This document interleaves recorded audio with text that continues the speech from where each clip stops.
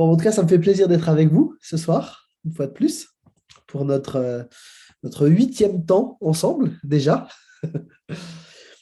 Alors, je me suis posé la question et j'aimerais vous poser cette question. Est-ce que vous avez un projet qui vous tient très à cœur, quelque chose voilà, pour lequel vous êtes prêt à mettre le prix un petit peu, hein, est-ce que ce serait le tour du monde, construire une maison, ou bien, je ne sais pas, voilà, quels seraient un petit peu vos projets à vous? Vous avez probablement plein d'idées, plein de projets. Et du coup, j'aimerais vous poser une autre question maintenant. C'est, est-ce que vous savez quel est le projet de Dieu? Quel est le projet de Dieu, ce projet qui lui tient à cœur et pour lequel il a payé le prix fort? Eh bien, ce projet, c'est ce dont on va parler ce soir.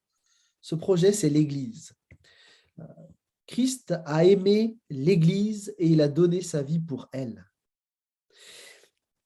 Le projet de Dieu, c'était de constituer l'Église progressivement, de voir l'Église grandir, et Dieu va achever ce projet parce qu'il veut que l'Église règne avec lui éternellement. C'est ça son projet.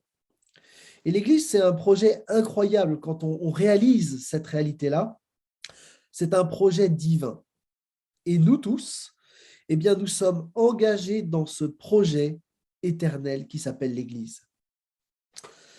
Le texte de Matthieu 16, verset 18, qu'on mentionnera plusieurs fois ce soir, affirme que l'Église, c'est une réalité contre laquelle la mort elle-même ne peut rien. C'est un projet qui dure éternellement. L'Église, c'est le peuple du royaume éternel. L'apôtre Jean a eu ce privilège de voir ou d'entrevoir la réalité finale avec l'Église qui, justement, est ce peuple du royaume éternel. Et donc, vraiment, je vous encourage à réaliser à quel point ce projet, cette Église que Dieu a voulu, c'est ce projet éternel, ce projet de Dieu pour lequel, vraiment, il a tout donné. Alors, la Bible utilise une image qu'on reverra lorsqu'on parlera de l'espérance chrétienne. C'est l'image de la fête du mariage. Et l'Église est comparée à une fiancée qui est fiancée à Christ. Et donc cette idée de l'union éternelle, c'est une image qu'on va retrouver plusieurs fois tout au long du texte biblique et sur laquelle on s'arrêtera très largement quand on parlera de l'espérance chrétienne. Donc l'Église, c'est le projet de Dieu. Et ce soir, je vais vous proposer de regarder ce plan, cette étape pour ce soir. On va parler de ces différents aspects. Et donc, j'ai regroupé à la fois la doctrine de l'Église et les sacrements, baptême et scène, dont on parlera en deuxième partie. Mais commençons par le commencement. Une seule Église. La Bible affirme qu'il n'y a qu'une seule Église. La vie des églises locales individuelles est en fait assez peu détaillée dans la Bible parce que la Bible insiste beaucoup plus sur la réalité de l'Église unique, peuple de Dieu dispersé sur la surface de la terre, mais réuni par la victoire à la croix. C'est cette réalité qui est au cœur du texte biblique, cette nouvelle réalité spirituelle. On a des hommes et des femmes de toutes les nations qui sont maintenant unis en Christ. La promesse de Dieu faite à Abraham, elle concernait déjà les nations de la terre. Le mouvement de la dispersion à Babel, dans Genèse 11, en fait, il a été inversé à la Pentecôte, qui est le point de départ de l'histoire de l'Église. C'est là le point de départ de l'histoire de l'Église, parce que jusque-là, il fallait attendre l'œuvre de la croix, la résurrection. Et comme il y a eu la résurrection et cette œuvre à la croix, eh bien, le monde a pu être réconcilié avec Dieu et désormais, avec la Pentecôte, eh bien, c'est le monde qui peut être réconcilié avec lui-même. L'Esprit réunit maintenant en un seul corps les enfants de Dieu dispersés. Et on retrouve là d'ailleurs aussi un exaucement de la prière de Jésus-Christ dans Jean 17, où il priait pour que les chrétiens soient unis de la même manière que lui, le Christ, est uni au Père. On a une unité donc qui est vraiment fondamentale. Et vous avez des textes comme Éphésiens 4 qui insistent sur sept éléments qui forment l'unité entre les chrétiens. En fait, l'unité spirituelle, elle existe entre tous ceux qui adorent et servent les trois personnes de la Trinité, qui sont devenus membres du corps de l'Église par le baptême de l'Esprit, qui ont la même foi qui sauve et l'espérance vivante du retour de Christ. L'Église, c'est ce peuple unique du royaume éternel qui célèbre la gloire de Dieu de diverses manières. Et donc, c'est cette réalité de l'Église unique, projet de Dieu, cette Église universelle, qui est vraiment le plus soulignée dans le texte biblique. On parle assez peu des églises locales. Et parfois, on a un peu de confusion quand on lit le texte biblique. Dans la Bible, on lit voilà l'Église, etc. Et en fait, on pense à notre Église, l'Église du Triolo, l'Église de la Bonne Nouvelle, alors qu'en fait, dans le texte biblique, on parle de l'Église universelle. Et donc, il ne faudrait pas se tromper là de quelle Église on parle.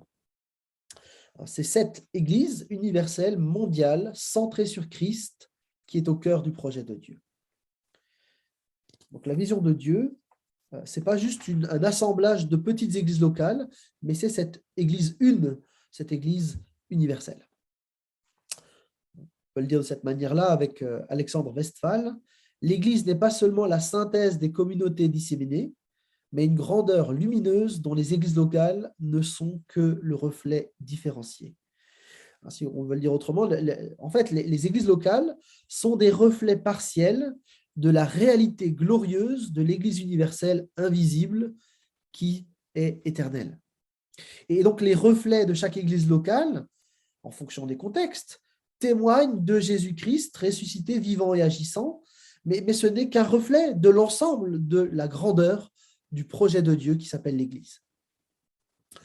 On avait donc différentes églises au 1er siècle, différentes communautés locales. Là, vous avez une carte qui présente un peu où on estime qu'il y avait des églises au 1er siècle. Et donc, chacune de ces églises avait une coloration propre parce que on avait des cultures différentes, des personnes qui composaient ces églises de manière différente. Et donc, à Jérusalem, à Antioche, à Éphèse, à Corinthe, à Rome, on avait des églises différentes. Mais en même temps, c'était une seule et même église, cet ensemble-là, dans la pensée des auteurs bibliques. Et donc, si on veut être biblique, il faut considérer ce projet unique de Dieu et ça nous oblige forcément à réfléchir autrement notre manière de penser l'Église d'à côté. Parfois, on s'oppose d'église locale à église locale, on joue un peu chacun pour sa chapelle, et en fait, ce n'est pas la manière biblique dont Dieu considère les choses. L'Église, c'est un peuple mondial. La cité de Dieu, c'est un peuple diversifié. Et donc, chacun d'entre nous, on doit en tenir compte de cet enseignement, avec quelques implications très concrètes. D'abord, ça veut dire qu'il faut qu'on parle avec bienveillance des autres églises locales. C'est le projet de Dieu. Il faut qu'on puisse collaborer avec d'autres pour la cause de l'Évangile. Ça veut dire aussi qu'on va accepter et même favoriser l'expression spirituelle de tout le peuple de Dieu. Et donc, qu'on va rechercher l'unité. Il n'y a qu'une seule Église. Et c'est le premier point, il y a une seule Église parce qu'il n'y a qu'un seul Sauveur. Et ça, il faut absolument le tenir. Deuxième élément, et c'est peut-être le plus fondamental dans tout le texte biblique, c'est que l'Église, c'est l'Église de Jésus-Christ. C'est l'Église qui lui appartient. C'est lui qui en est le propriétaire. La première mention de l'Église dans le Nouveau Testament se trouve en fait dans l'Évangile de Matthieu. Alors, Matthieu au chapitre 16, vous pouvez regarder dans la Bible, le texte va s'afficher, Matthieu 16, les versets 16 à 18. On est au moment où Pierre va faire la confession de foi au nom de tous les disciples présents, alors que Jésus demande, mais d'après vous, qui je suis? Et Simon-Pierre répond, tu es le Messie, le Fils du Dieu vivant. Jésus lui dit alors, tu es heureux, Simon, fils de Jonas, car ce n'est pas de toi-même que tu as trouvé cela, c'est mon Père céleste qui te l'a révélé. Et moi je te déclare, tu es Pierre, et sur cette pierre j'édifierai mon Église, contre laquelle la mort elle-même ne pourra rien. Dans ce texte, Jésus affirme très clairement les choses. C'est Jésus qui bâtit son Église, c'est son projet à lui. C'est lui qui en est le propriétaire, mais aussi l'acteur principal. et il faut le réaliser. Celui qui a amené les disciples à cette prise de conscience, c'est Jésus-Christ au travers, avec le Saint-Esprit, mais c'est bien Dieu qui est à l'œuvre. C'est aussi Christ qui va mourir pour eux dans quelques jours. C'est Christ donc qui va vaincre le péché et la mort. C'est Christ qui va se présenter ressuscité. C'est Christ qui va leur redonner de l'espoir. C'est Christ qui va les enseigner, les mandater pour aller dans le monde entier. C'est Christ qui va leur envoyer l'Esprit. C'est Christ qui va les inspirer pour écrire le Nouveau Testament. C'est Christ qui va se servir de leurs paroles pour emmener un grand nombre de personnes à la foi. C'est Christ qui touche les cœurs par l'Esprit. Et c'est Christ qui fait route avec chacun jour après jour. Et donc, quand on parle de l'Église, il faut tout de suite rajouter l'Église de Jésus-Christ, parce que c'est son Église à lui. C'est lui qui en est l'acteur principal. D'ailleurs, on a un exemple biblique particulièrement marquant. Vous connaissez probablement l'histoire, on est dans Acte 9, et puis vous avez Paul qui est en train, enfin Saul à l'époque, qui est en train d'aller persécuter les chrétiens. Il veut détruire l'Église, et Jésus l'arrête et lui dit « Saul, Saul, pourquoi me persécutes-tu ? Ce que tu fais à l'Église, tu me le fais à moi, parce que c'est mon Église, c'est mon projet, dit Jésus-Christ. » Donc, on voit bien cette association entre Christ et son Église. D'après ce qu'on voit dans Matthieu 16, on peut réaliser que l'Église, elle existe à partir du moment où des personnes confessent la véritable identité de Jésus-Christ. Et donc, dès que quelqu'un confesse sa foi en Jésus-Christ, il fait partie de l'Église. C'est un des pères de l'Église, Ignace d'Antioche, qui disait « Là où est le Christ, là est l'Église universelle ». Ce qui fait l'Église, donc, ce n'est pas telle ou telle pratique, telle manière de faire la louange, est-ce qu'on parle en langue ou pas, est-ce qu'on vit la scène de telle ou telle manière, ce n'est pas non plus la question de la place d'Israël, la place des femmes ou la prédication textuelle suivie ou thématique. Bon, c'est des sujets passionnants, hein, mais c'est des sujets seconds. Ce qui fait que nous sommes Église, une Église une, c'est Christ, et Christ seul. Et en fait, on construit sur des fondements qui sont les éléments de doctrine principaux, qui distinguent le christianisme de tout le reste des religions, parce qu'on touche là à la personne de Christ. Alors, je vais vous montrer un petit schéma où j'ai essayé de synthétiser les choses de manière claire. La pierre angulaire, le fondement, c'est Jésus-Christ. Et les apôtres, en fait, ils ont posé les fondements de l'Église sur cette pierre angulaire. Et donc, tout le texte biblique qui a été mis par écrit par les apôtres et puis dans l'Ancien Testament par les prophètes, il a pour but de révéler qui est la pierre angulaire. Et donc, tout cet enseignement, bien, il permet de fonder l'Église de tous les temps, de tout lieu. C'est sur cette base-là que se situe l'Église. Et donc, en tant qu'Église, on est appelé à garder le dépôt qui a été laissé par les apôtres pour ne pas dériver, ne pas en fait honorer quelqu'un d'autre que le propriétaire de l'Église. Il faut du coup distinguer les sujets essentiels qui font partie de ce dépôt des sujets qui sont moins essentiels, qui sont passionnants mais moins essentiels. Or, on a une tendance, c'est qu'on met sur le même plan, souvent, des éléments qui ne sont pas à mettre sur le même plan. Pour le dire autrement, on confond parfois ce qui est de la doctrine fondamentale, essentielle, et d'autres choses qui relèvent de compréhension théologique ou de choses pratiques qui sont importantes mais pas essentielles. Dans mon exemple, là, que vous avez sous les yeux, tous les sujets ne sont pas à mettre au même niveau. Il y en a 4 qui sont vraiment importants, fondamentaux, et 2 autres qui sont en fait beaucoup moins essentiels dans la vie de l'Église. On a des sujets prioritaires qu'on peut définir de cette manière-là. C'est quand la Bible trace une ligne théologique claire et nette sur ce sujet-là. Par exemple, il n'y a qu'un seul sauveur. Bon, ben, ce n'est pas discutable, hein, il y a une ligne très claire. Il n'y a pas d'autre sauveur que Jésus-Christ. Deuxième élément, c'est que toute remise en question de cette vérité, eh ben, ça dénaturerait complètement le message de l'Évangile. Et si une de ces vérités est absente, alors c'est la compréhension de la vérité centrale qui s'effondre. Donc, ça, c'est vraiment ce qu'il faut défendre nécessairement. Et ces vérités fondamentales, en fait, c'est ce qu'on est en train de voir dans cette série d'études bibliques, Nous croyons, c'est l'ensemble des points de la confession de foi. Donc, ces doctrines-là, elles doivent être défendues absolument. On peut prendre un exemple pour que ce soit plus clair. Prenons l'exemple du Dieu créateur.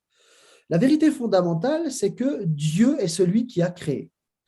Mais tout en défendant que c'est Dieu qui a créé le monde, on peut ensuite, en doctrine seconde, réfléchir sur les modalités de création. Et certains chrétiens vont dire tout a été créé en 7 jours de 24 heures. D'autres vont dire ça a été recréé en 7 jours. D'autres parlent de création instantanée, d'autres parlent de création sur plusieurs millions d'années, etc., etc. À partir du moment où on défend le fait que Dieu est le créateur, quelles que soient les modalités, en fait, on peut discuter très longtemps des modalités, mais l'essentiel, le dépôt, c'est de garder l'idée que Dieu est le créateur.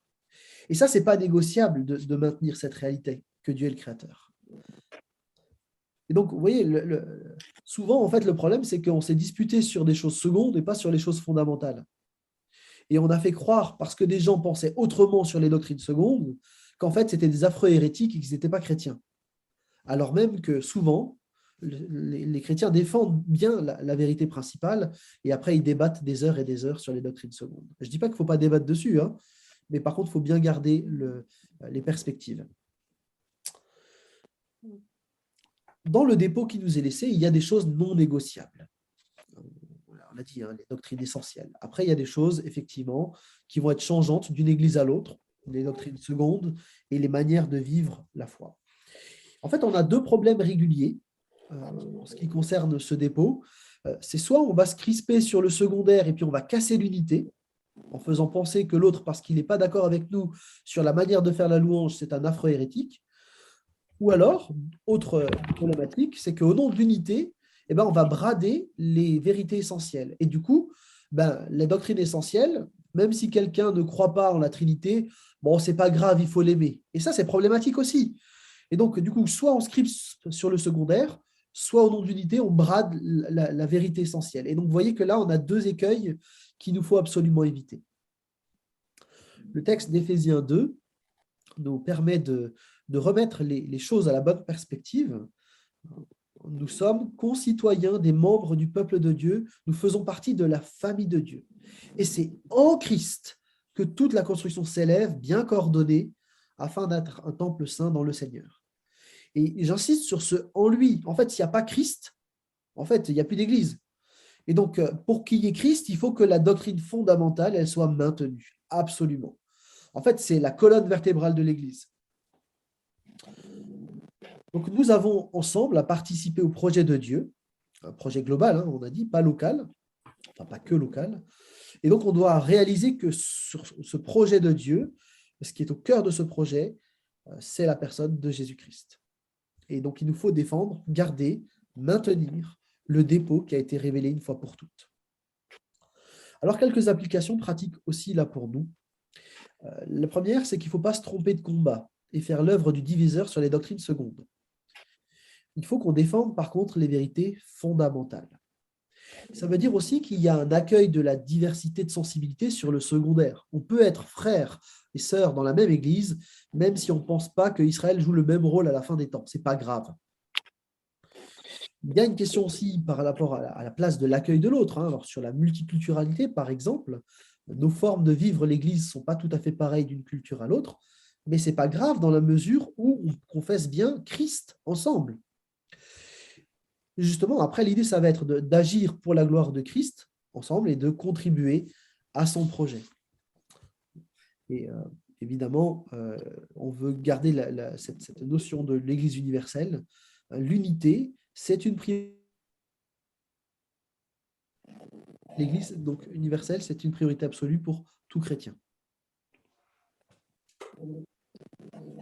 On continue notre survol et on va s'intéresser à cette notion de l'Église visible et l'Église invisible. Il y a une différence fondamentale entre l'Église de Jésus-Christ, qui est une réalité spirituelle, invisible, que seul Dieu peut voir, et l'Église visible à nos yeux dans les communautés locales. C'est seulement Dieu qui sonde les cœurs et qui peut savoir qui est vraiment un chrétien. Alors, c'est vrai, heureusement, il y a une grande partie qui correspond, on le croit, Mais la Bible, elle met aussi en garde sur le fait qu'il y a des loups qui peuvent vivre au milieu du troupeau. Et plusieurs textes invitent l'Église à avoir du discernement à ce sujet, et elle nous invite aussi, les uns et les autres, à vivre une vie à la gloire de Dieu, en confessant nos péchés, en vivant non seulement dans les apparences, mais réellement dans le secret du cœur, dans le quotidien de nos vies, pour vivre véritablement avec Christ. Donc l'idée, c'est de vivre avec lui chaque jour et pas simplement le dimanche. On pourrait tout à fait en fait venir le dimanche matin au culte sans jamais rien vivre de réel avec Dieu. J'aime bien l'image d'Alain Audercel, hein, où vous avez l'église. Alors je vous rassure, c'est pas notre église, hein, évidemment, c'est toujours celle de quelqu'un d'autre. Mais une église où on a mis le bon berger dehors, quoi. C'est typiquement pas ça l'église. Donc l'église invisible, c'est ce peuple qui honore Dieu chaque jour. Ce n'est pas un peuple parfait, mais c'est un peuple qui cherche à plaire à Dieu dans toute sa vie. Et si ce peuple va à l'église le dimanche, pour vivre l'église le dimanche comme le reste de la semaine, c'est parce qu'il aime sincèrement Dieu tous les autres jours de la semaine. Donc, ce n'est pas de la religiosité ou de la superstition, mais c'est une vie de relation avec Dieu qui s'exprime chaque jour, y compris le dimanche, lorsqu'on peut être rassemblé avec les autres. Alors, du côté de l'église visible, évidemment, la Bible, elle présente plusieurs exemples de vie d'église locale. Et les églises de Jérusalem, d'Antioche, d'Éphèse ou de Corinthe, elles ne se ressemblent pas sur beaucoup de points en réalité.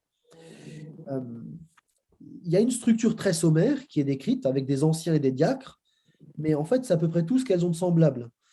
Il semble que selon les contextes, l'Église, elle a pris des formes différentes, tout en gardant tout le temps au cœur le message central de l'Évangile de Jésus-Christ.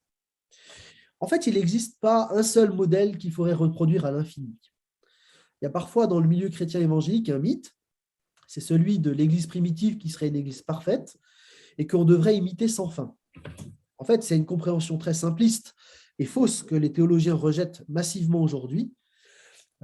En général, les gens, ce qu'ils font, c'est qu'ils prennent quelques versets bibliques qui les arrangent et ensuite ils affirment c'est ça le modèle biblique parce qu'en fait, ils s'y retrouvent, c'est ce qu'ils font eux et donc du coup, ils disent bah voilà, c'est le modèle biblique qu'il faut imiter sans fin. En réalité, on ne peut pas trouver une réponse définitive et universelle à ce que devrait être l'Église. Il n'y a pas qu'un seul modèle à imiter sans fin. L'Église, qui est un groupe de personnes, va être différent en fonction de ceux qui la composent et en fonction des lieux et des circonstances dans lesquelles elle se trouve. Par contre, nécessairement, elle sera centrée sur Christ et elle aura à cœur de défendre le dépôt tout en honorant le Seigneur en toutes choses. La forme, finalement, importe dans une certaine mesure, mais elle peut prendre des formes différentes. Le contexte, donc, la composition de l'Église, vont colorer la manière de vivre l'Évangile au quotidien et en Église.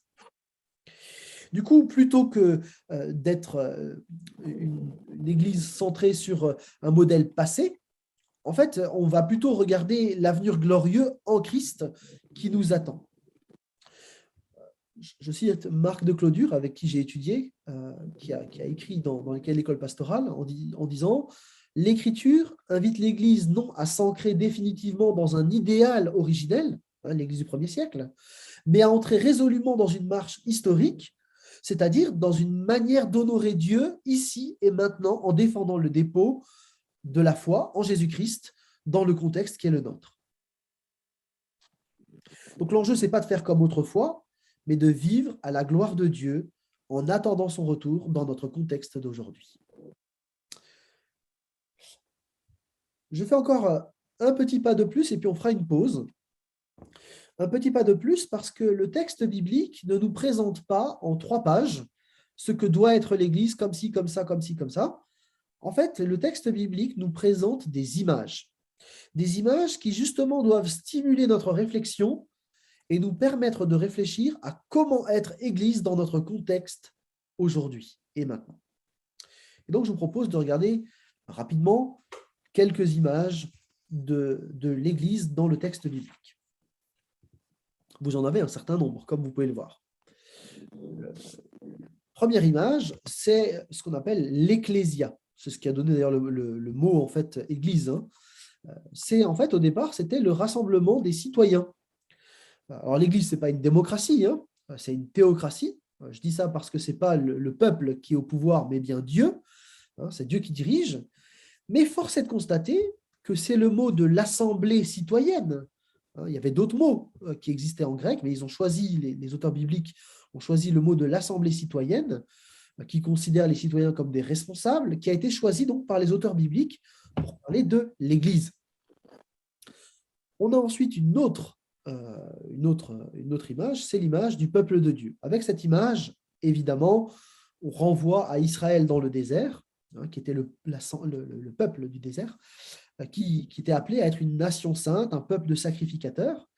Et donc, vous pouvez faire le lien assez facilement avec des textes comme 1 Pierre 2, 9 et 10, qui reprennent mot pour mot la vocation d'Israël, mais transférée à l'Église.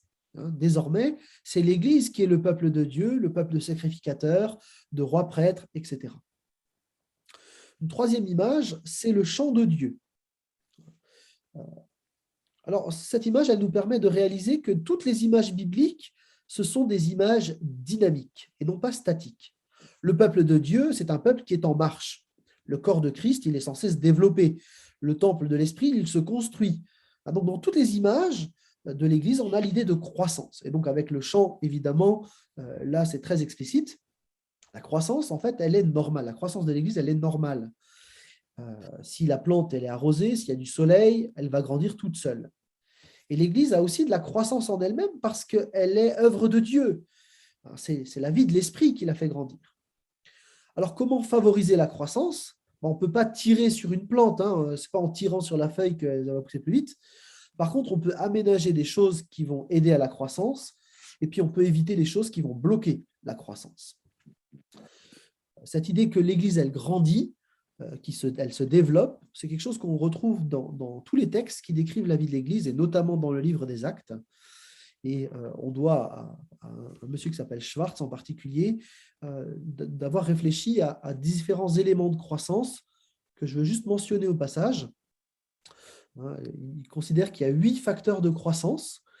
Et pour ceux que ça intéresse, je pourrais prêter le livre de Schwartz. Mais l'idée qu'il a, si vous voulez, c'est qu'il y a 8 planches qui forment un tonneau. Donc, vous imaginez des planches comme ça qui forment un tonneau. Et donc, ces 8 planches sont les relations amicales, l'évangélisation adaptée, les groupes de maison, la spiritualité enthousiaste, donc de la joie, le service selon les dons, les responsabilités déléguées, des structures organisationnelles efficaces et des cultes édifiants. Et donc, ces 8 planches forment, si vous voulez, le socle pour pouvoir avoir une croissance. Et en fait, ce qui détermine la croissance, c'est la planche la plus basse. En fait, l'eau, elle s'en va après. Et donc, l'idée, c'est de travailler sur les choses qui sont les moins fortes pour pouvoir finalement développer la croissance de l'Église. Donc, c'est un des outils qui est proposé. Mais c'est juste pour vous dire que du coup, l'Église peut grandir et doit grandir lorsqu'on travaille sur ces différents aspects. Je ferme la parenthèse, mais je trouvais intéressant de vous le mentionner. On revient sur nos images. On a ensuite l'image de la famille de Dieu, une image qu'on utilise souvent. On a parfois juste du mal à réaliser que la famille au 1er siècle, ce n'est pas juste papa, maman et les 3 enfants, mais c'est quelque chose de beaucoup plus large. Et ça invite de nouveau à considérer la maisonnée au sens le plus global du terme. Et là, on parle bien de la maisonnée terrestre. Et donc, il ne faudrait pas réduire la famille de Dieu juste à l'église locale. Autre image, c'est celle de l'épouse de Christ. C'est une image qui est très riche et très proche de celle du corps. Et là, il y a vraiment cette idée de l'union dont on reparlera largement quand on abordera la question de l'espérance chrétienne. Donc, c'est une autre image. Vous avez l'image du temple de l'esprit. Là, l'idée, c'est l'idée du lieu saint, du lieu d'adoration. Donc, on a pas mal de choses aussi. En fait, on pourrait faire toute une série de prédications sur l'Église là, avec rien que ces images. Ça vaudrait le coup d'ailleurs d'y réfléchir. On a ensuite l'image du bercail, dont Christ est l'entrée unique et nécessaire. Il est question aussi de la cité de Dieu. Il est question du corps de Christ. Je passe un peu vite là maintenant. On a aussi l'héritage de l'Israël d'autrefois, maintenant en étant l'Israël spirituel, donc l'ancien Israël, donc le peuple de l'ancienne alliance, je veux dire comme ça plutôt. Le peuple de l'ancienne alliance et le peuple de la nouvelle alliance forment l'Israël de Dieu. Il y a aussi la mention de la colonne, Alors, c'est une colonne qui publie la vérité. En fait, c'est le panneau publicitaire, hein, la colonne au 1er siècle. Hein. Donc, l'Église, c'est le panneau publicitaire de Dieu, si vous voulez, on peut le dire comme ça. Ça va peut-être vous choquer, mais ça reprend la même image que l'image de la lampe. Hein. Et puis, bon, on en a d'autres après, hein, le troupeau, voilà, le sel, etc. Donc, si jamais ça vous intéresse, vous pouvez regarder un dictionnaire biblique et vous aurez, donc sous le terme Église, vous aurez toutes les images qui sont reprises par un théologien qui aura écrit l'article. C'est très intéressant. Donc, à chaque fois, avec ces images, on a un nouvel éclairage, mais toujours, on voit bien que c'est Christ qui est le centre de cette Église. Et on a dit, hein, donc l'Église, elle doit être en constant mouvement, parce que ce n'est pas en premier lieu une organisation, mais c'est un organisme vivant. Donc, il y a quelque chose de dynamique. Et cette Église, elle a 3 missions. Je ne reviens pas trop dessus parce qu'on en a largement parlé dans nos ateliers participatifs. La mission d'adorer, d'édifier et de proclamer. Peut-être juste préciser qu'avant d'être des acteurs, les chrétiens et l'Église, on est appelé à être des adorateurs. L'édification et la proclamation sont en fait des ramifications de l'adoration. Je m'explique. En fait, on édifie pour que l'Église puisse mieux adorer et on proclame pour que d'autres puissent adorer. Mais le but, c'est toujours l'adoration de Dieu. Parce que le cœur, c'est vraiment de rendre la gloire à Dieu par Jésus-Christ et par l'Esprit.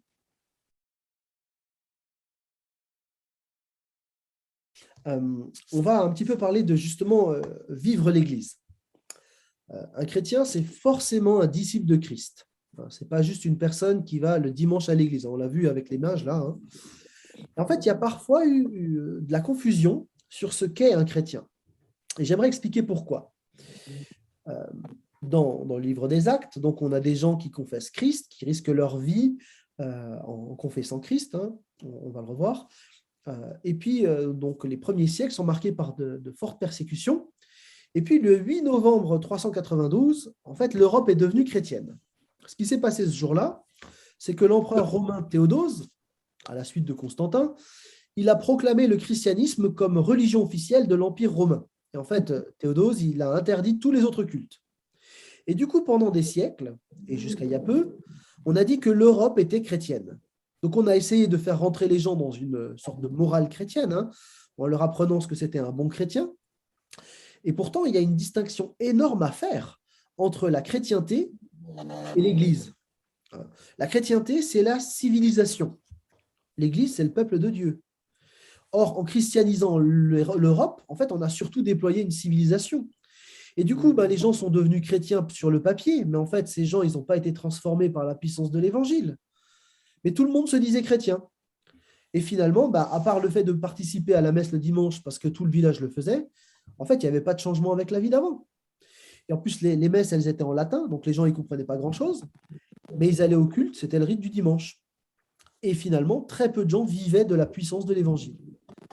En fait, la grande majorité des personnes en Europe, pendant tous ces siècles, en fait, ils n'ont pas vécu l'expérience fondamentale de la conversion, ou qu'on appelle parfois nouvelle naissance, ou qu'on appelle baptême de l'esprit. En fait, il n'y avait pas de changement. Et donc, on pouvait dire que je suis chrétien depuis toujours, puisqu'en fait, il n'y avait pas de nouvelle naissance. Hein, en fait, on ne naît pas chrétien, on le devient, on le sait. Mais à l'époque, c'était la civilisation chrétienne qui était adoptée et pas le message. Alors, pour le dire autrement, avec Neil Blau, la christianisation après Théodose, en fait, elle est restée superficielle, voire juste formelle. Et pendant des siècles, on naîtra chrétien comme on est européen, et dans les faits, on pourra vivre à l'opposé de l'Évangile. Et du coup, vous avez des gens qui se diront chrétiens et qui seront animistes. Vous avez des chrétiens qui vont pratiquer la sorcellerie, des chrétiens qui, évidemment, n'en étaient pas. Mais en fait, pour beaucoup de nos contemporains encore aujourd'hui, hein, quand on dit « je suis chrétien », en fait, pour eux, ça renvoie à cette idée-là. Et en fait, ils pensent savoir ce que c'est l'Église, ils pensent savoir ce que c'est le christianisme. Et en fait, ils se disent c'est des gens normaux, ils n'ont rien de spécial, ils vont juste à l'église de dimanche pour s'embêter, quoi. Et en fait, c'est juste pas ça l'évangile. Donc, vous voyez que là, il y a un décalage. Un chrétien, c'est quelqu'un qui a été adopté par Dieu le Père, qui est disciple de Jésus-Christ le Seigneur et qui est temple du Saint-Esprit. Et donc, en tant que chrétien, on se définit mieux aujourd'hui par le fait d'être disciple de Christ. hein, de quelqu'un qui a décidé d'honorer Dieu à chaque seconde, quel qu'en soit le prix. Et du coup, puisque Christ a donné sa vie pour l'Église, eh ben, nécessairement, ce projet de l'Église va avoir une place de choix dans mes activités, dans mes priorités. Je ne peux pas être enfant de Dieu et pas vouloir contribuer à la vie de famille. Ça ne marche pas. Il y a quelque chose qui ne colle pas là. Ce serait agir comme un enfant capricieux, peu reconnaissant. La vie d'Église, ce n'est donc pas une option pour moi, mais c'est une priorité. Et d'ailleurs, l'Église, ce n'est pas un truc à côté, un ça, mais l'Église, c'est nous. C'est tous ceux qui confessent Jésus-Christ Sauveur et Seigneur.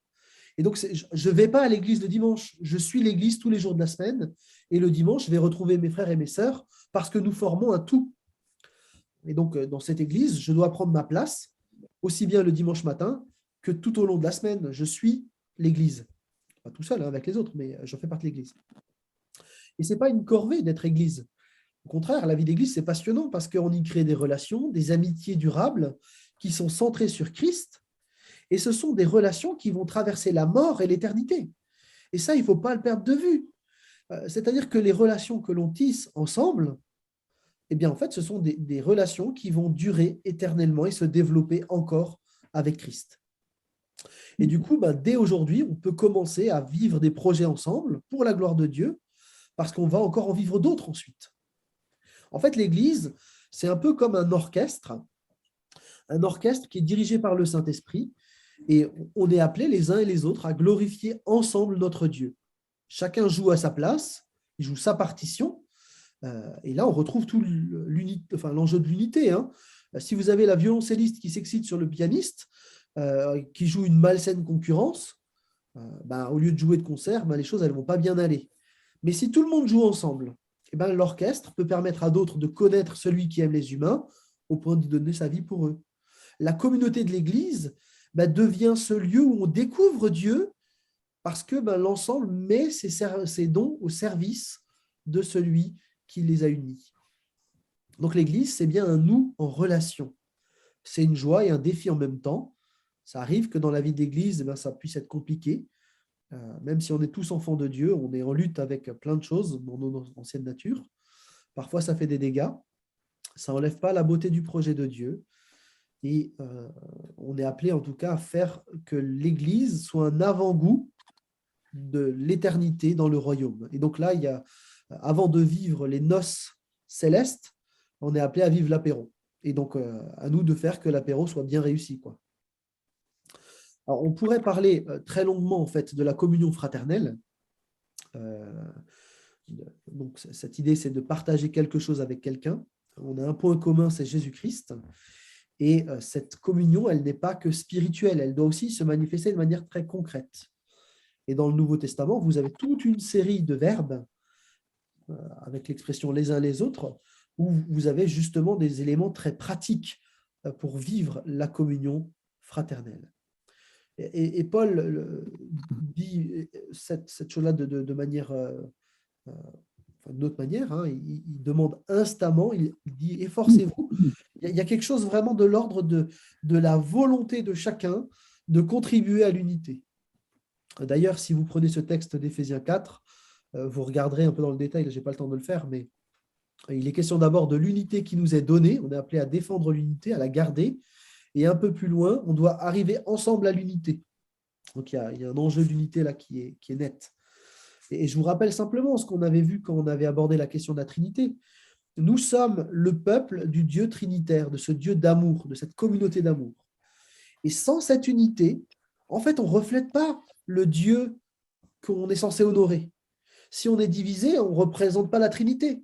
Mais quand on est unis, qu'on s'aime réellement, que pratiquement ça se voit, et bien là, on vit à la gloire de celui qui est le Dieu trinitaire, communauté d'amour. À ceux-ci, tous connaîtront que vous êtes mes disciples, à l'amour que vous avez les uns pour les autres. Et donc, l'enjeu de l'unité, il est fondamental. En fait, Paul, il a passé sa vie et dans toutes ses lettres, l'enjeu de l'unité, c'est l'enjeu principal. Alors, cette vérité de l'identité de l'Église, qui est le peuple réconcilié avec Dieu et réconcilié les uns avec les autres, en fait, il va être rappelé par deux éléments par deux gestes symboliques qui sont plus que des mémorials, mais qui proclament réellement quelque chose. Ce sont ce qu'on appelle les deux sacrements du baptême et de la scène. On parle de sacrements parce que c'est des gestes qui ont été demandés par Dieu lui-même, par Jésus-Christ lui-même. Il y a quelque chose de sacré, de saint. Ce n'est pas juste des gestes comme ça qu'on fait à la va-vite, c'est des demandes formelles de Jésus-Christ. Ce sont deux sacrements qui proclament quelque chose de l'Église de Jésus-Christ. Alors, il n'y en a que deux des sacrements chez les protestants. En fait, jusqu'à Luther, et encore aujourd'hui dans l'Église catholique, il y a 7 sacrements. Vous les avez là sous les yeux. Les protestants en gardent que 2 parce que Christ n'en a mentionné que 2 de manière explicite. Le baptême, l'Eucharistie ou la scène, dont je vais y revenir. La manière d'ailleurs de vivre ces 2 sacrements en protestantisme ou en catholicisme ne sont pas tout à fait pareilles. Il y a même un sens différent parce qu'elles ne recouvrent pas les mêmes réalités. Dans le catholicisme, ces 7 sacrements, ils procurent véritablement le salut. Mais il ne faut pas caricaturer les choses, donc j'aimerais bien l'expliquer. Nous, on n'aime pas non plus être caricaturés, donc là, il s'agit vraiment de prendre le temps de bien expliquer. En fait, dans le catholicisme, le salut, il est bien en Christ. Comprenez bien. Le salut, il est en Christ. Mais il y a une prolongation, voire même une actualisation de l'œuvre de Christ dans les sacrements.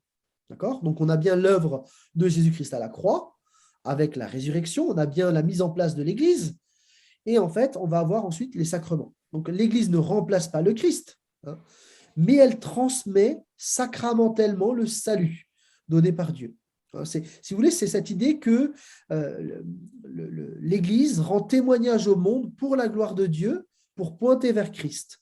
Elle actualise le salut de Christ et elle le fait par le moyen des 7 sacrements. Donc l'Église, c'est le moyen de transmission du salut divin. Et ce n'est pas idiot comme perspective. On peut y réfléchir quelques instants. Si on prend le temps de considérer cette idée, on va trouver des choses intéressantes. Donc il ne faut pas caricaturer. Je vous cite Lumen Gentium, qui est donc un des textes du Concile de Vatican II, qui dit ceci: l'Église devient une mère grâce à la parole de Dieu et par les sacrements, elle engendre des fils. Donc l'idée, c'est que l'Église, elle ne donne pas le salut, c'est Christ qui le donne, mais elle va engendrer par la prédication de la parole et par les sacrements des personnes qui vont recevoir ce salut. Et en fait, en perspective catholique, l'Église, elle est indispensable. Il n'y a pas d'enfant sans la mère. Et donc, du coup, il y a hors de l'Église, pas de salut. D'accord ? C'est dans cette optique-là qu'on dit ces choses-là. Et cette position, elle se comprend théologiquement. Ça ne veut pas dire qu'on est d'accord, mais ça mérite la réflexion. Chez les protestants, et en particulier chez les évangéliques, on insiste sur le rapport direct à Dieu, que chacun peut vivre. Et on croit que le salut, il se joue entre Christ et l'individu par l'œuvre de l'Esprit. Donc on a l'œuvre à la croix avec la résurrection, et en fait on a le Saint-Esprit qui agit dans le cœur de la personne. Question. Est-ce que bibliquement, on peut évacuer aussi simplement l'Église et faire de l'œuvre de Christ un truc tout à fait personnel? Parce que Christ, il a quand même donné sa vie pour l'Église. Et donc cette position qui est juste, je suis profondément évangélique, elle fait peut-être quand même une part un peu trop importante à l'expérience individuelle. Et c'est probablement ce qui explique aussi la place minorée de l'Église dans le monde évangélique, parce que certains imaginent qu'on peut s'en passer. Parce que précisément, on insiste beaucoup sur l'aspect individuel et personnel. Donc on a un mouvement, si vous voulez, de balancier. D'un côté catholique, on a l'Église indispensable au salut, et de l'autre, en fait, on a côté protestant évangélique, on a le côté Église optionnelle, parce que du coup, c'est ma relation avec Christ qui est décisive. En fait, il y a quelque chose qui doit nous faire réfléchir là. Parce que chacun d'entre nous, nous avons entendu parler de Christ par l'intermédiaire de quelqu'un qui était membre de l'Église universelle. On a été sauvé par Christ, ça c'est sûr, mais aussi parce qu'il y avait un témoin de l'Évangile.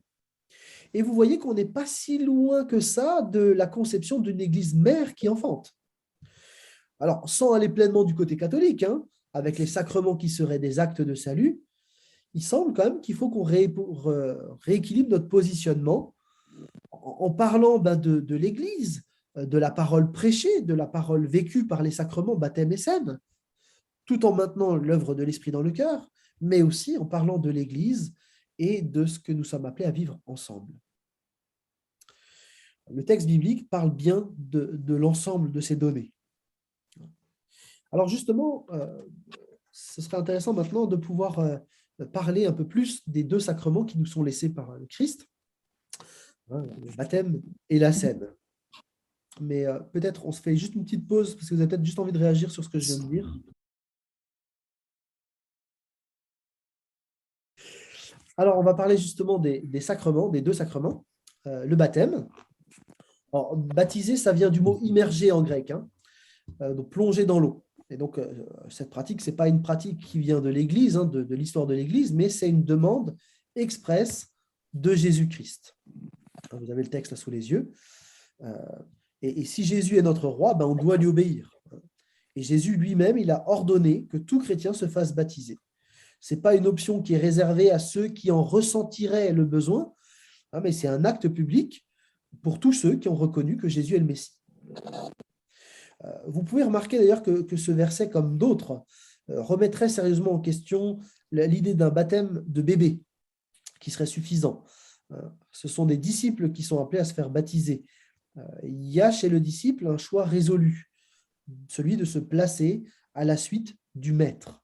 Et donc, du coup, le baptême, c'est ce signe d'un choix résolu par l'action du Saint-Esprit. Des hommes et des femmes décident de suivre Jésus-Christ, quoi qu'il en coûte. Et c'est pour ça que le baptême, qui est fait dans notre pays avec pas mal de sérénité, au 1er siècle, c'était une prise de position risquée. Parce que beaucoup de chrétiens ont fini dans l'arène à Rome, déchiquetés par des lions, parce que demander le baptême, c'était une manière de dire « J'ai choisi de répondre à l'offre de Jésus-Christ que je veux suivre résolument, même si ça doit me coûter la vie. Je fais allégeance à Christ et pas à César. » Alors, heureusement, nous, on n'a pas à subir la persécution, mais notre engagement lors du baptême, c'est un engagement public qui nous oblige. Être disciple, c'est autre chose qu'être un chrétien sociologique qui est né en Europe, qui serait attaché à Jésus d'une façon vague, diffuse, quand ça l'arrange. Non, être disciple, c'est suivre Christ en tout temps, en tout lieu, et qu'il soit notre maître, quelles que soient les circonstances de notre vie. Et donc, l'acte de baptême, c'est cette déclaration publique qui nous engage devant les hommes. Et c'est une parole de Jésus qui nous demande de nous déclarer devant les hommes. Et de la même manière, lui, il se déclarera pour nous au moment du jugement. Et donc, le baptême, c'est une proclamation initiale. Et à la suite de ce baptême, en fait, c'est la vie entière du chrétien qui sera une prise de position, une proclamation à la gloire de Dieu. Je me suis fait baptiser parce que je veux que ma vie soit une vie d'allégeance et de service pour le roi des rois. Donc, le baptême, ce n'est pas un acte qui sauve, mais c'est un acte qui affirme le salut et qui réoriente la vie qui en découle, en fait. Donc, c'est une proclamation de la foi, ça ne sauve pas, mais ça montre à tout le monde que cette personne a choisi de suivre Jésus-Christ. Alors, si Jésus a choisi le baptême pour marquer le début de la vie de disciple, ce n'est pas par hasard. En fait, Jésus n'invente pas le baptême. À l'époque, il y a bien des baptêmes. Vous avez le baptême juif qui existe depuis très longtemps. On a des gens qui faisaient des ablutions rituelles dans ce qu'on appelle des mikvés, donc c'était des piscines, une sorte de piscine avec de l'eau courante.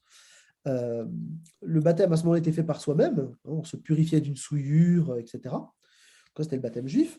Vous avez des communautés juives, les communautés esséniennes, qui faisaient des baptêmes tous les jours pour être tout le temps purs. Et puis vous avez Jean-Baptiste qui, lui, va baptiser une seule fois, mais dans le désert. Et du coup, là, le baptême avait pour but de symboliser la repentance, en disant « Je choisis d'orienter définitivement ma vie vers Dieu en vivant une vie qui l'honore ». Et en même temps que Jean-Baptiste faisait ce baptême-là pour la repentance, il le faisait aussi pour annoncer un autre baptême, un baptême qui serait fait par Jésus lui-même, le baptême de l'Esprit.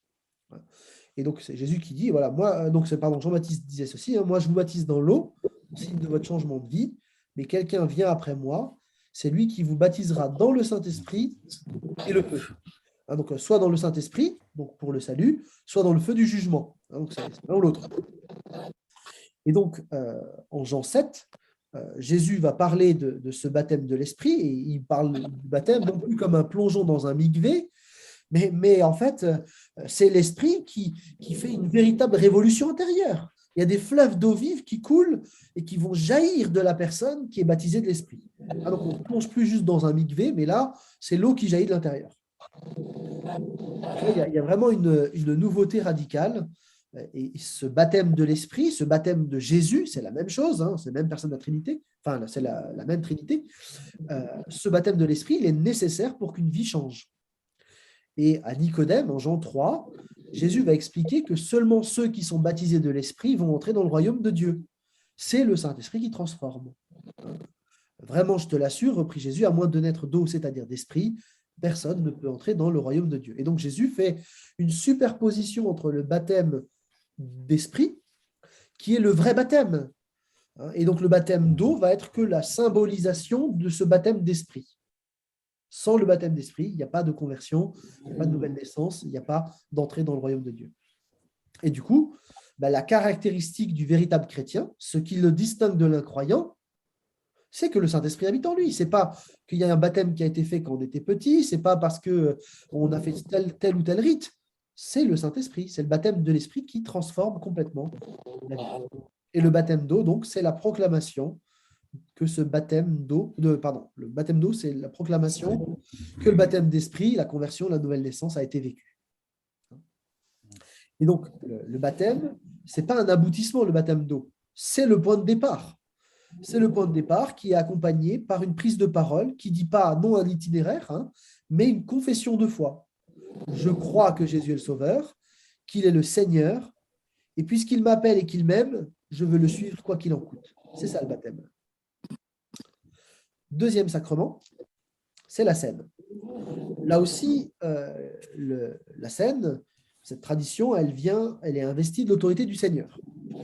C'est Jésus lui-même qui a demandé ça dans les évangiles, et ça a été révélé à Paul, probablement dans une vision, et le texte d'1 Corinthiens 11 le dit bien. En fait, c'est un texte qu'on utilise souvent parce qu'il résume bien la tradition que Paul a reçue du Seigneur. Et on voit au passage que toutes les traditions ne sont pas mauvaises. Alors, la scène, elle porte plusieurs noms. On parle du repas du Seigneur, de la fraction du pain. À partir du IIe siècle, on va utiliser le mot Eucharistie, qui veut dire rendre grâce. Et puis, les protestants, en général, on préfère parler de la scène ou de la Sainte Seine, qui, en fait, au départ, veut dire repas du soir, tout simplement. Donc, dans le texte biblique, il semble que les premiers chrétiens rompaient ensemble le pain tous les jours, probablement en souvenir des repas partagés avec Jésus. Et souvent, ils devaient se réunir le soir, parce que la journée, ils bossaient, comme nous, c'est comme ça. Et le soir, en fait, ils se réunissaient, ils partageaient un repas, et puis après, chacun rentrait chez lui. Et donc, pendant le repas, en fait, on avait un temps de prière, un temps de chant. Et donc, il y avait une forme de vie communautaire pendant la soirée, et puis après, chacun rentrait. Donc, les chrétiens, en plus, par la suite, dans les siècles qui ont suivi, après l'Église primitive, en fait, les chrétiens vont se réunir le premier jour de la semaine, le jour de la résurrection, le dimanche, et plus le samedi. Et ils vont donc à chaque fois partager une agape. Ils vont partager un repas ensemble lors de leur rencontre. On ne sait pas précisément quand la scène a été détachée des agapes de l'Église pour devenir un élément du culte chrétien. En l'an 110, Ignace pouvait écrire aux Smyrniotes: il n'est pas permis en dehors de l'évêque ni de baptiser ni de faire l'agape. Donc à l'époque, il fallait qu'il y ait le pasteur. L'évêque, c'est ça, qu'il y ait le pasteur présent pour vivre le temps de baptême ou de faire l'agape. Donc, ce qu'on veut dire par là, c'est que la scène, donc, c'est d'abord un repas, un moment convivial, un moment où on profite de la présence des autres, un moment de partage, où on rit, on se livre, on se raconte, on s'écoute, on vit des relations. En fait, si vous voulez, la scène, c'est l'acte communautaire par excellence. C'est un concentré de vie d'église. Et du coup, c'est une déformation totale, pardon, je dévie, mais c'est une déformation totale que de vouloir vivre la scène en solitaire derrière son ordinateur. Ça n'a pas de sens. La scène, c'est un acte communautaire. On vit ensemble un repas. Et donc, déjà, j'ai de la peine avec, on partage le petit bout de pain et un tout petit gobelet en faisant croire que c'est un repas. Mais alors, si en plus on le prend chacun derrière son ordi, franchement, on est à des kilomètres de ce que Dieu voulait, quoi. Donc, le repas que propose Jésus, il s'inscrit dans un ensemble de repas qui existent à l'époque, dans l'Antiquité. Je fais vite, hein, mais vous avez des repas chez les Gréco-Romains, des repas professionnels, corporatifs, cultuels. Vous avez aussi chez les Juifs, en fait, des repas d'action de grâce donc, qui étaient faits aussi à l'occasion du sabbat. Et puis, vous avez les pharisiens qui mangeaient ensemble, alors plutôt pour des motifs de pureté, en fait. Hein, ils ne voulaient pas manger avec les autres. Et puis, il y avait aussi tous les repas de famille, en fait. Hein. Et donc, dans tout ce contexte de repas, en fait, Jésus propose un repas à son Église. Et donc, il faut bien garder ça en tête. Hein. La scène, au départ, c'est un repas. Et donc, même si on le fait dans le cadre du culte, ce n'est pas grave. Mais il faut être conscient qu'on est en train de mimer un repas parce qu'on est en train de mimer la communion qu'on doit vivre ensemble. On se rappelle qu'on est appelé à vivre quelque chose de plus. Et donc, nos cultes, le dimanche, devraient être suivis d'invitations des uns et des autres pour partager un vrai repas. C'est ça le sens de la scène. Et donc, au niveau de la scène, c'est un repas, mais c'est un repas symbolique. Il est chargé de sens. J'aime bien parler des 3 dimensions de la scène. D'abord, c'est un repas de souvenirs. On a dit pendant les repas de famille, pendant les fêtes juives à l'époque, on se souvenait, par exemple, de la Pâque, de la Pentecôte. Et donc, il y avait tout un cérémonial qui mettait 3 temps en relief particulièrement. Donc, dans les fêtes juives, vous aviez donc le père de famille qui proclamait une bénédiction sur le pain. Ensuite, il coupait le pain et il partageait le pain. Ensuite, on avait un repas avec de poisson, de la viande. Enfin, voilà, c'était pour faire le repas du jour, quoi. Repas festif. Et puis ensuite, il y avait une bénédiction qui était une action de grâce qui était donc sur le vin. Chacun avait une coupe à ce moment-là, d'ailleurs. Et donc, Jésus qui célèbre la Pâque avec ses disciples avant sa crucifixion, il fait la même chose que ce qui se fait d'habitude, mais il valorise 2 gestes particulièrement, celui du début et celui de la fin. Et donc, il dit, ce pain rompu, c'est mon corps, et puis à la fin de repas, ce vin versé, c'est mon sang. Et il va donner un sens nouveau à ce repas-là. Et donc, il indique d'ailleurs, faites ceci toutes les fois que vous en boirez en souvenir de moi, en souvenir de lui. Donc, c'est cette dimension passée du repas. Donc, en prenant le repas, on s'arrête et on considère son œuvre à la croix. On se souvient ce que Christ a fait dans l'histoire, ce qu'il nous a offert à nous, pas juste à moi, mais à nous, Église. Et on se souvient que ce n'est pas par nos propres efforts, mais c'est tout le message de la grâce. C'est Christ qui nous a sauvés. Et c'est Christ qui se donne pour se constituer son peuple. Je vous rappelle ce verset que je veux marteler ce soir. Christ a aimé l'Église. Il a donné sa vie pour elle. Et donc, c'est communautairement en Église qu'on se souvient. Et donc, pas juste individuellement. Si je veux juste me souvenir que ce que Christ a fait pour moi, ça, je peux le faire à la maison. Mais là, on est rassemblés ensemble autour d'un bon repas. On symbolise un bon repas. Et en fait, on a là des gens qui ne seraient jamais ensemble, des esclaves, des riches, des jeunes, des vieux, des hommes, des femmes, des corporations différentes, des juifs, des non-juifs. Mais on est ensemble parce que Christ nous a sauvés. Et on partage le même pain, on partage la même coupe, le même vin. C'est un repas commun à la table du Seigneur. Ce n'est pas nos mérites qui nous emmènent là, mais c'est lui qui nous a invités à sa table. Donc, vous voyez qu'il y a vraiment cette dimension du souvenir. Mais il y a aussi la dimension présente. On a dit, la scène, c'est un repas de communion avec Dieu, avec les autres. Et en prenant la scène, en fait, on déclare notre foi commune en Jésus. On affirme ensemble que nous sommes sauvés aujourd'hui. On actualise le salut quelque part. On confesse notre foi dans le Sauveur. Et en partageant la scène, on affirme l'efficacité aujourd'hui du sacrifice que Christ a fait il y a 2000 ans. Et quelque part, quelqu'un qui est dans la salle peut aussi encore aujourd'hui accéder à ce salut. Et en prenant ce repas, on se souvient bien sûr qu'on n'est pas seul à reconnaître la Seigneurie de Jésus-Christ. On est des résistants ensemble face à la pensée du monde qui place l'empereur, qui place l'humain, qui place le hasard à la tête de l'univers. On affirme la Seigneurie de Jésus-Christ. et on le fait ensemble lors de ce repas. C'est aussi la proclamation de notre unité, cette unité qui est essentielle. On l'a vu ensemble. Ce n'est pas une unité romantique faite de bons sentiments, mais c'est l'unité que l'on a en Christ et qu'on est appelé à garder, à défendre, à protéger et à rétablir si elle est abîmée. Et donc, du coup, on est appelé ensemble à régler les problématiques pour qu'on puisse vivre ces repas. La scène, elle possède enfin... Ah oui, pardon, j'ai pas... c'est pas grave. Elle possède ensuite une autre dimension, c'est la dimension future. On parle de repas eschatologique qui dit des choses sur la fin de l'histoire. Christ nous appelle à le faire jusqu'à son retour. Donc, quand on est rassemblés ensemble, on réalise un peu plus que nous sommes le peuple du royaume. Et on va régner ensemble. Et donc, on anticipe le retour du Seigneur. On anticipe la fête céleste autour d'un repas. On dit notre espérance commune. Et donc, cette espérance, elle prend place dans une réalité matérielle. Parce que notre espérance, c'est pas, on ne va pas être des âmes vaporeuses qui se baladent sur un nuage, quoi. On a une espérance qui est concrète, qui est matérielle. On va manger, on en reparlera, mais il y a quelque chose de tout à fait concret, de tout à fait palpable.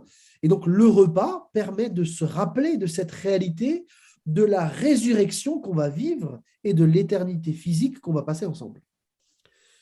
Donc, la scène, c'est bien un repas avec tout ce qu'on a vu, avec les 3 dimensions, passé, présent et futur.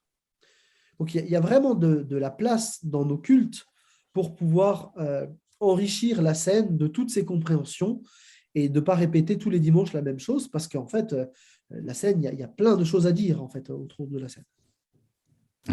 Et donc, la scène, c'est ce repas communautaire où on est présent ensemble, physiquement, et en fait, la scène, c'est la seule chose du culte qu'on ne peut pas faire en virtuel.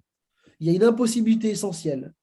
En fait, c'est comme si on disait, on va vivre une communion d'église, une communion fraternelle en église, mais chacun chez soi et Dieu pour tous. Je veux dire, ça n'a pas de sens.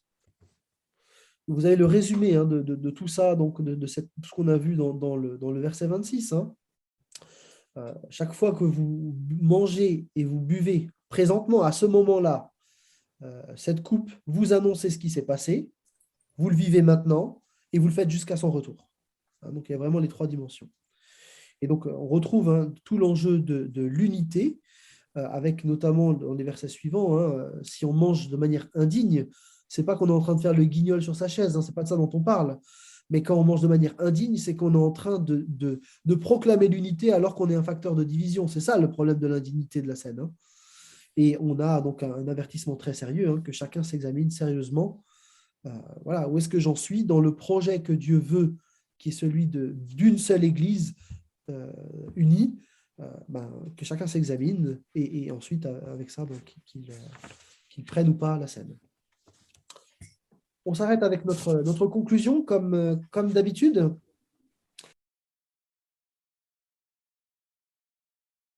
Article 8. Nous croyons que Dieu a voulu créer pour lui une humanité nouvelle, appelée à lui rendre un culte, et comprenant tous ceux qui auront été régénérés et réconciliés avec lui par Christ. À cet effet, il a fondé l'Église le jour de la Pentecôte, en accomplissement de la promesse faite à Abraham. Elle est la communauté de tous ceux qui, issus de tous les peuples, ont mis leur foi en Jésus-Christ, en apportant leur adhésion à l'ensemble des apôtres. Le Saint-Esprit unit ses croyants à Christ et entre eux pour former Le Saint-Esprit unit ses croyants à Christ et entre eux pour former comme un seul corps. Nous croyons que Jésus-Christ est le Seigneur et l'unique chef de l'Église. Il la nourrit par sa parole, la conduit par son esprit et lui suscite divers ministères pour qu'elle remplisse ses missions. Il la fera paraître dans sa plénitude et sa perfection finale lors du renouvellement de toutes choses. Il lui donne présentement pour mandat d'annoncer l'Évangile à tous les peuples et de faire parmi eux des disciples.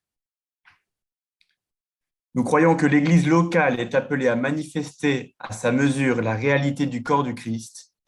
Elle est une communauté de croyants nés de l'Esprit qui, tout en reconnaissant leurs faiblesses, veulent vivre ensemble à la gloire de Dieu. Il est du devoir de chaque Église locale et de chaque chrétien de préserver l'unité que l'Esprit produit entre les croyants véritables pour l'honneur de leur Seigneur. Merci. Est-ce que quelqu'un voudrait lire l'article 9? Nous croyons Ouais. que Jésus-Christ a prescrit à son Église de pratiquer le baptême et la scène. Les églises locales veillent à la bonne compréhension de leur signification et en assurant une pratique digne. Nous croyons que le baptême est un acte par lequel le croyant témoigne publiquement de sa foi personnelle en Jésus-Christ. Par ce symbole de la purification des péchés, le croyant reconnaît son besoin du pardon de Dieu, exprime son union avec Christ et le met au bénéfice de la grâce divine. Il signifie par ce geste son engagement envers son Sauveur et envers ses frères. Nous croyons que la scène commémore et proclame la mort expiatoire de Jésus-Christ. Nous croyons que le pain et le vin sont respectivement les symboles du corps et du sang offerts par notre Sauveur sur la croix. En participant à la scène, les rachetés témoignent qu'ils sont un avec Jésus-Christ et en communion les uns avec les autres dans la joyeuse espérance de son glorieux retour.